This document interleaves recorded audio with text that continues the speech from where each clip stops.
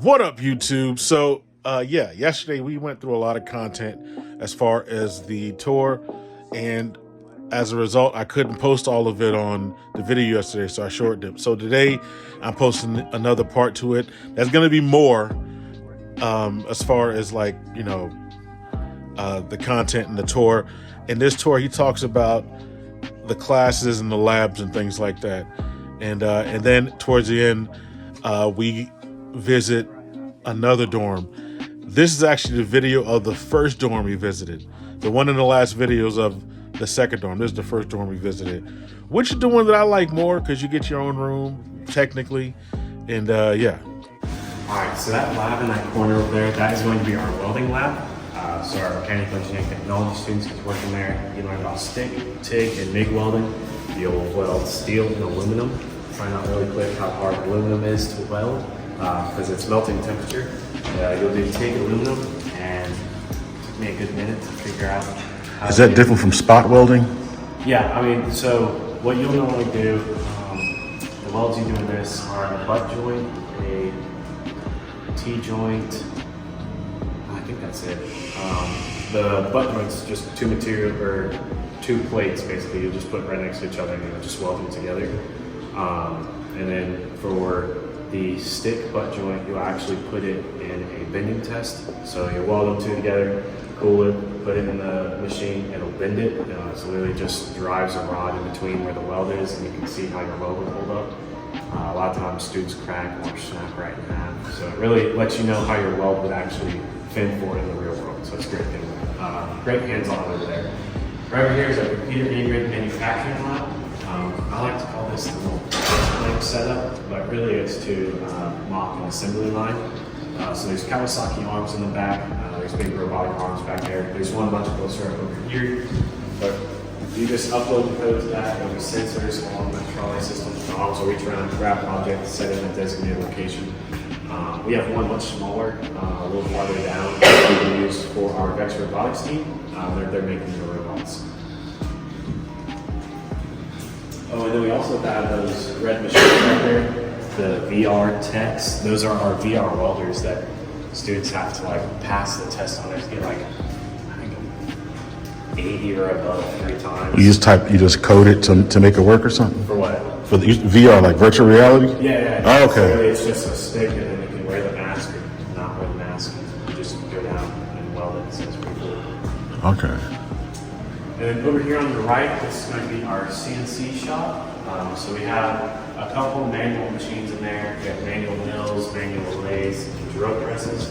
You'll start out learning the manual mills and manual lathes, understanding the 3 different axes you must control, your X, your Y, and your Z. Once you understand that, then you'll move to the CNC machine, upload your code, touch off all your tools, set your origin, and then you'll press the green button, let it go, hope it doesn't crash.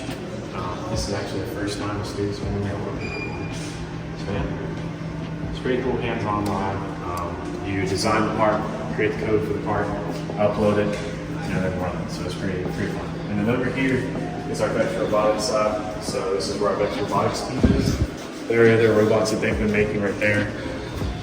And then that yellow arm, so that's what they use to do the automation process for making those robots. I'm still waiting for a lot of BattleBots tournaments to happen.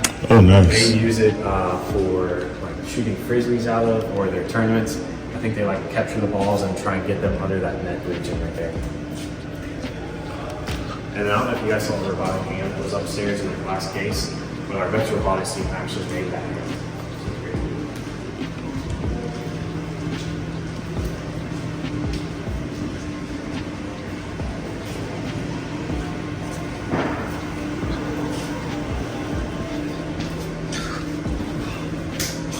What's the network room?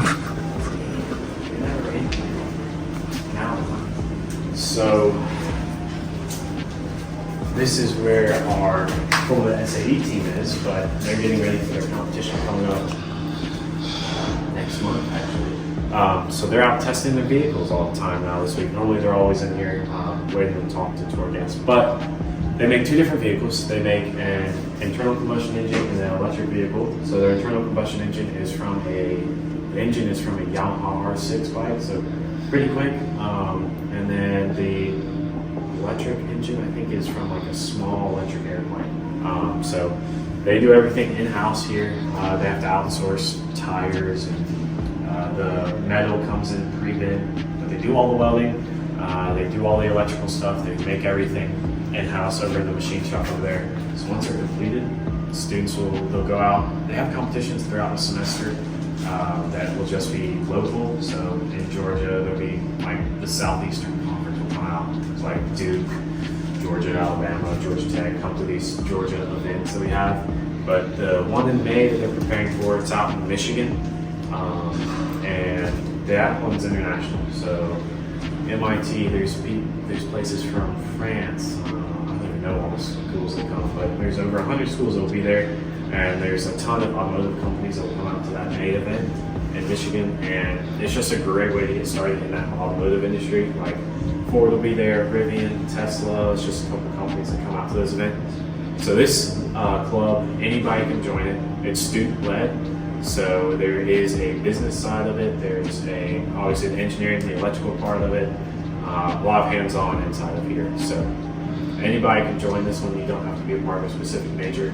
Electronics, you do have to be a part of a specific major. That's the mechanical, electrical, or computer engineering. This one, they have nursing majors inside of here. You just have a hobby of building cars. So it's pretty cool. And recently we did beat Georgia Tech. Oh, nice. Very close to beating MIT. I can't remember what MIT was at, but we were very close. And over here, this is our strength of materials lab. That gray machine in the center, that is going to be our hydraulic press. So students will do tension and compression test on that. So you'll use steel and aluminum mainly in this lab. We have, like I said, we have the tension and compression right there. This green machine over here is our torsional tester, so we're going to just twist the material. So this is all about the physical components and breaking of materials. The next lab is our engineering materials lab. This one is going to be more on the chemical aspect of materials. So you'll put 3 different materials into 3 different solutions. It's steel, copper, and aluminum. You'll put them in bleach, salt water, and then some other mixed solution, and you'll pair them up with each other. So it's pretty cool to see because you'll go through it throughout the entire semester.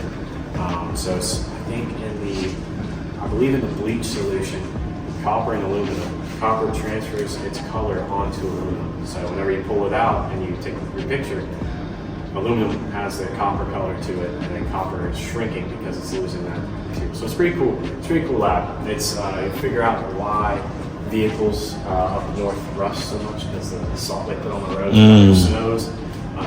So I make a joke about not buying cars off Facebook Marketplace from the north because their frames are rusted. But this is that aspect that you'll be learning about inside of here. Any questions about the engineering building as a whole? You said with the rust, do you try to find ways to prevent that? Not really. No, we don't go into that inside the engineering materials class. We go into why it happens. Okay. We do touch a little bit on how it's prevented. Like I know the Navy, their ships, like there's something that they do. I think there's some like coating that they put on the outside of the ships on the Navy, so that way that it doesn't rust. Okay. But yeah, because they're always in salt and water. So. They're always in salt water, so that's something that you learn about inside there. But we don't go into too much depth about it. The professor for this lab or for this class, he's a really great professor. Me and him are good buddies, but he has a research team that goes into all the engineering materials aspect too. So it's pretty cool. Okay.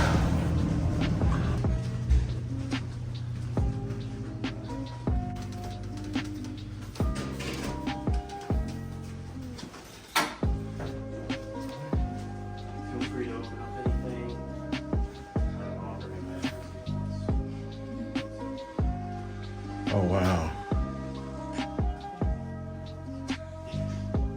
Do these rooms come furnished? Yes, sir. Everything in here has to. Huh?